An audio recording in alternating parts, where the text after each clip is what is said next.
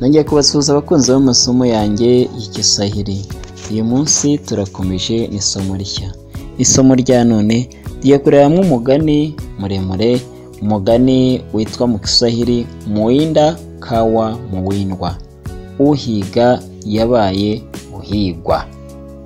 Aha muri uyu mugani muri make turi bubone umugabo wari umuhigi wagiraga rwose n'imbunda ariko akaza guhura n'akaga.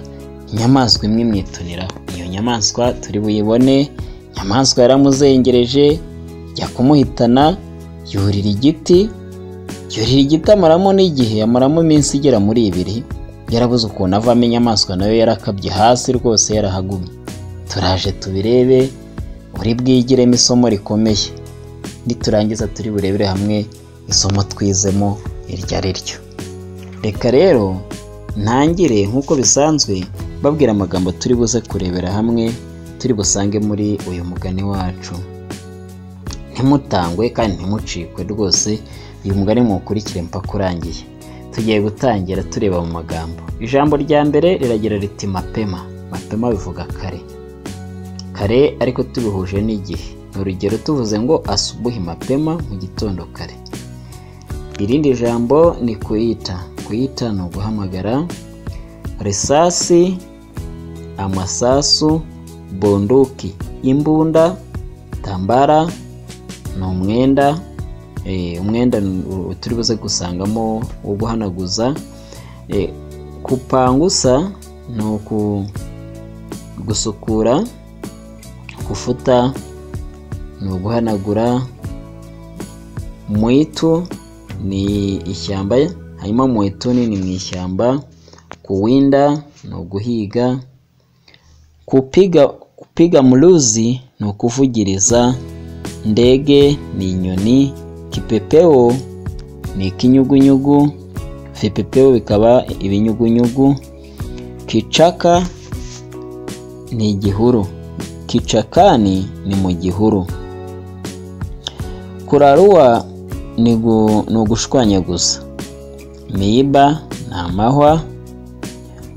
Kutikisa ni ukunyeganyeza. Kutikisa, kunyeganyeza. Usiku wa manane. Usiku wa manane igicuku kinishye. Hanyuma tubonemo uhamasa ni ubwanzi. Chuki ni urwango. Tubone adui. Adui ni umwanzi. Mucana twarebonye karamanywa. Kuyoyoma kwa mnyama ni ukwabira. Nko kwabira kw'inyamaswa. Tugiye gutangira rero tudatinze. Tangire n'inkuru n'umugani wacu, hanyuma turebe. Asubuhi moja Bwana Gatabazi aliamuka mapema sana. Gitondo kimwe Nyakubahwa Gatabazi yarabyutse mu gitondo kare cyane. Akamuhita mke wake, ahamagara umugore we. Mukandoli, Mukandoli, Mukandoli, Mukandoli. Undi ati abe. Niko badamu bita abe. Mukandoli aritaba. Ebu nipe funguo za bunduki. Ebu nipe funguo za sanduku nichukue risasi. Impa urufunguzo rw'isanduku fate amasasu. Halafu nitafutie tambala nipanguse bunduki yangu. Hanyuma unshakire n'igitambaro, hanyuma wa mwenda, hanyuma sukure imbunda yanjye. Mkewe, mugore we, alimupa funguo pamoja na tambala ya kufutia bunduki yake. Umugore amuha urufunguzo hamwe n'igitambaro cyo guhanagura imbunda. Bwana Gatabazi aliondoka na kwenda mwituni kuwinda. Hanyuma Bwana Gatabazi ahita agenda ajya mu ishyamba guhiga. Kuwinda twonyeka ruguhiga. Alitembea kwa muda mrefu kabla ya kuingia mwituni. Atembera igihe kirekire mbere yo kwinjira mu ishyamba rya nyaryo.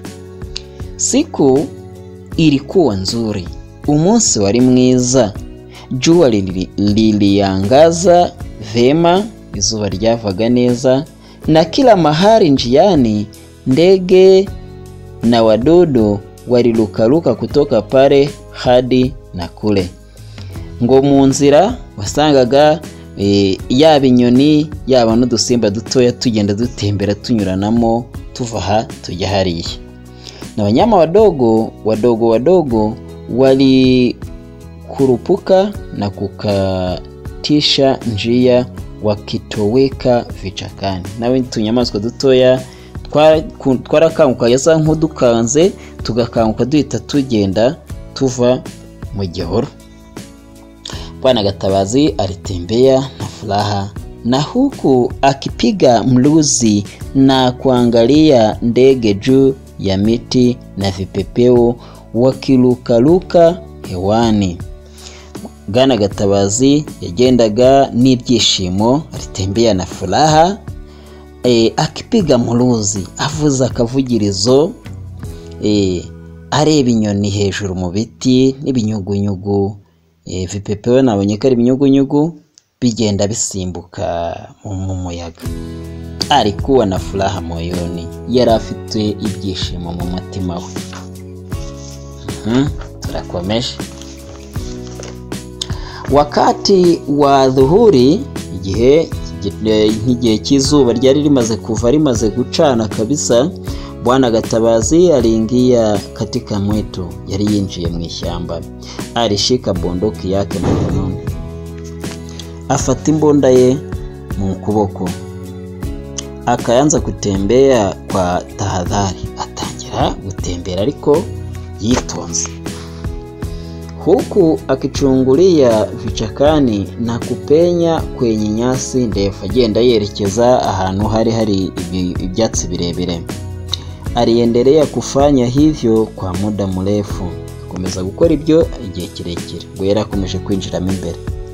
Ghafla kanya gato Bwana Gatabazi alishituka na kudondosha bunduki yake chini.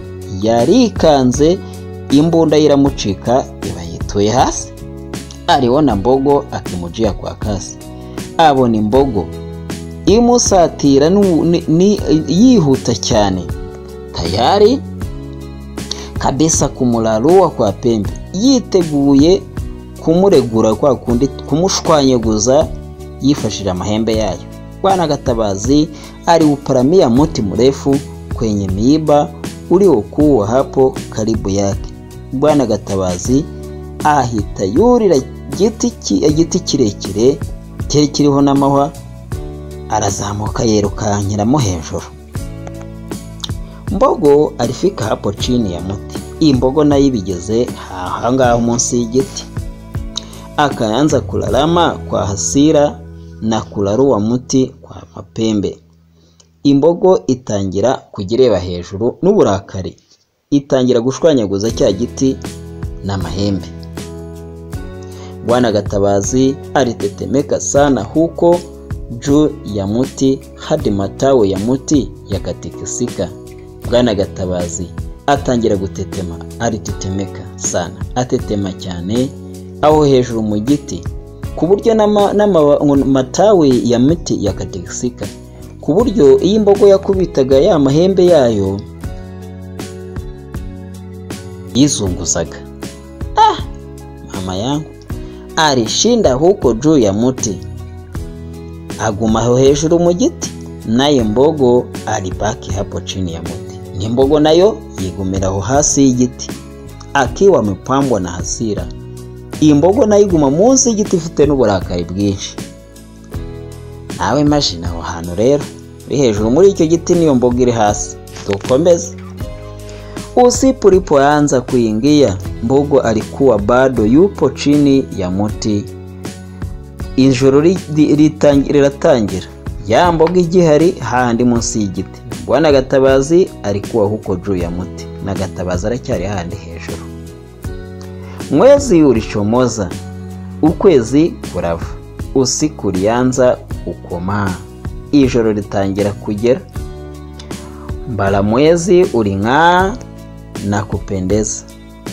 Nukuva ukwezi kuraka pe, ukwezi kuraka. Kila kiumbe kililala katika amani na mwanga wa mwezi. Buri kiremwa cyari cyaryamye kuri uko kwezi nyine. Kwezi kwari kwatse, kwari kwavuye. Bwageze nijoro ikiremwa cyose cyaryamye. Bwana Gatabazi na Mbogo ndio pekee waliokuwa katika hasira na uhamasa wa usiku ule. Bwana Gatabazi ni Mbogo bo bari bakiri hehe, bakiri muri bari bakihari, bo batararyama, n'uburakari n'ubwanze hagati yabo muri iryo joro. Bwana Gatabazi alimwangalia Mbogo kwa woga. Gatabazi areba Mbogo n'ubwoba bwose na chuki kutoka huko mtini. Akajya yireba kumva urwango ruramurenze kabisa, yumva yayanze yayigirira nabi. Naye Mbogo alimwangalia Bwana Gatabazi kwa hasira huku kutoka hapo chini. Ni Mbogo naye kajimureba ari hasi yayo, naye ifite uburakari, hasira, uburakari. Usiku uliendelea, ijoro lirakomeza. Kimya kiliongezeka katika mazingira.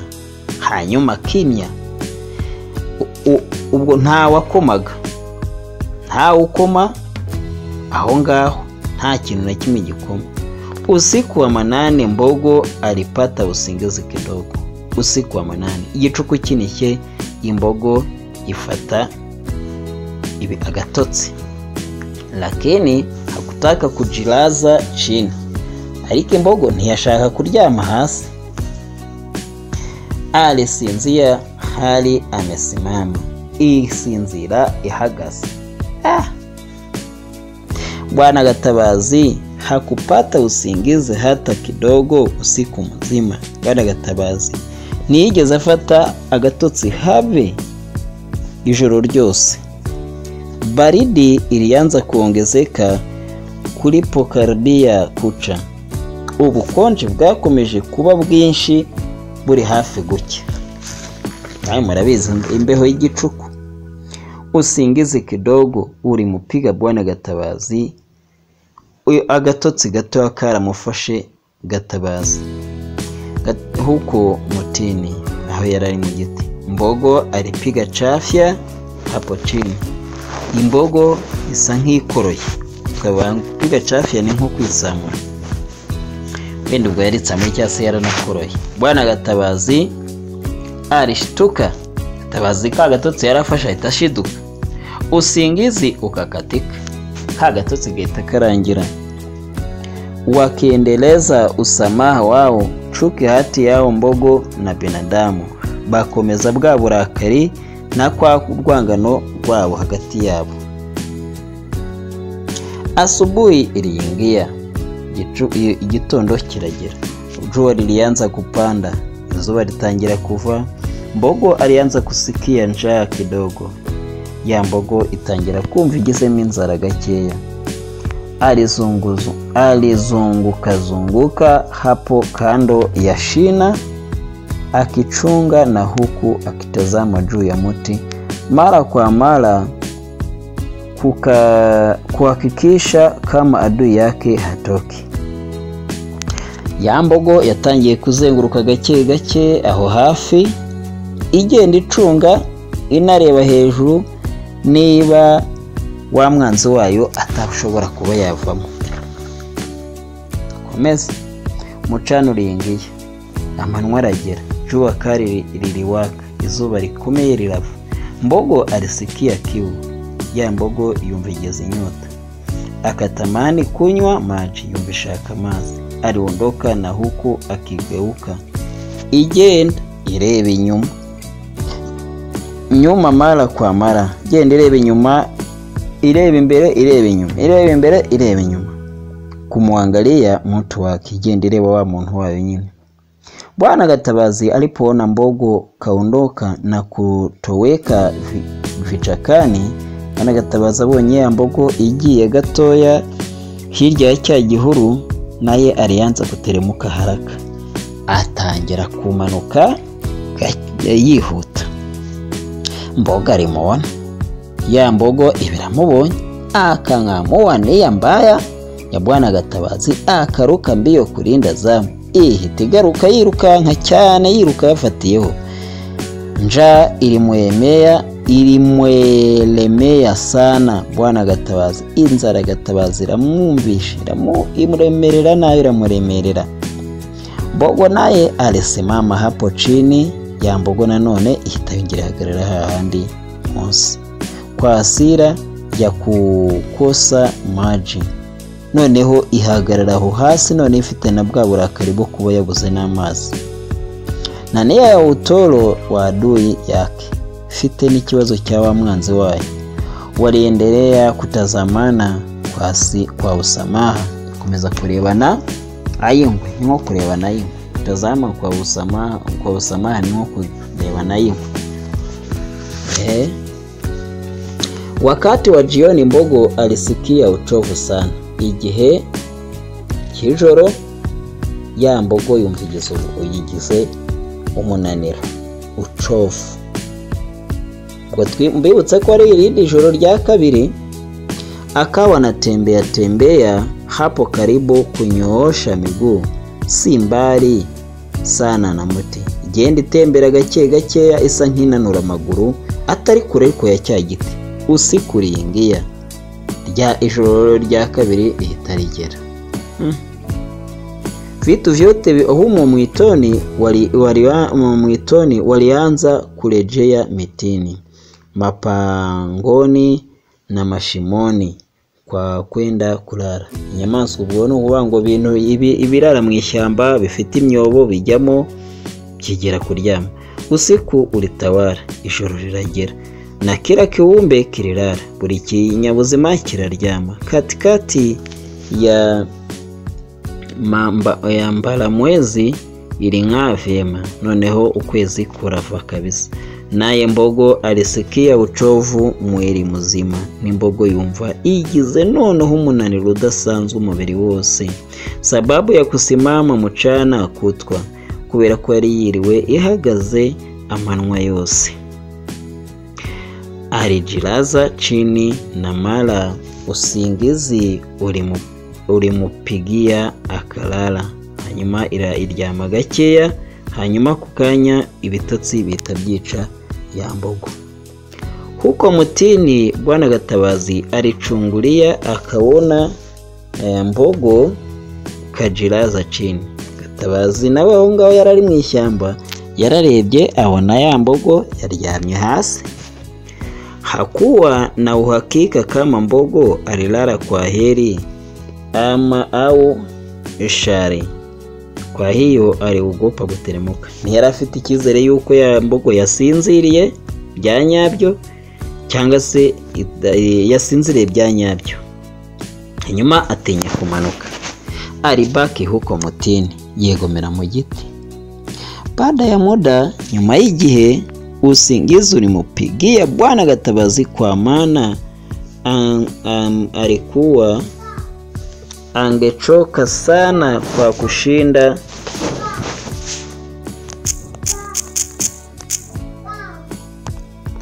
mutini siku mbili.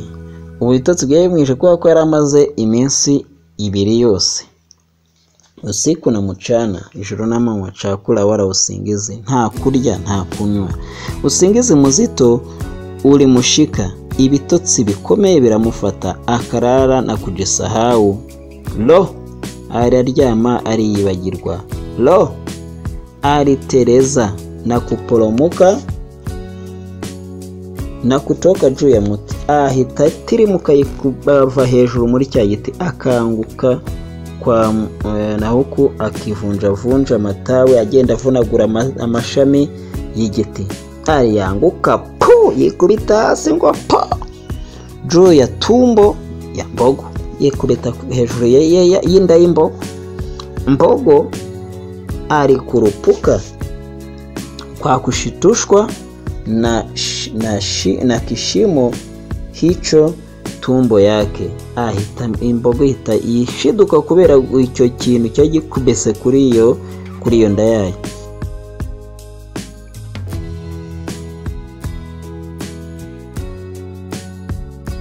Kwa kuyoyoma mwituni, yakangutse itera induru cyangwa se yabira mu ishyamba ryose. Naye Gatabazi alikurupuka kutoka hapo akikimbilia kwenye usalama. Gatabazi nawe yahise akirira ahita nawe ahaguruka yirukanka. Bwinogo yahagurutse igenda na Gatabazi ahaguruka nawe yirukanka yafatiyeho. Koko ubwo rero hundi wo mwisho wa habari. Ngiryo iherezo ry'umugani wacu. Bakunze amasomo yanjye rero mwumvishe uko byagenze hagati ya Gatabazi n'iki n'imbogo. Ese ari nkaho byari kugenda biti? Ese uyu mwandiko ubasigiye nk'uruki? Nukuri uyu mwandiko wacu cyangwa se uyu mugani wacu uragaragaza yuko ibintu byari bitoroshye. Reka nsoreze aha, tuzakomeza ubutaha. Uri bwumva agezemo ikibazo cyangwa se ugira igitekerezo hasi atwandikira tubwire. Ndabakunda cyane, reka turangiriza aha, tuzasubira. Kwa heri, Mungu abarinde.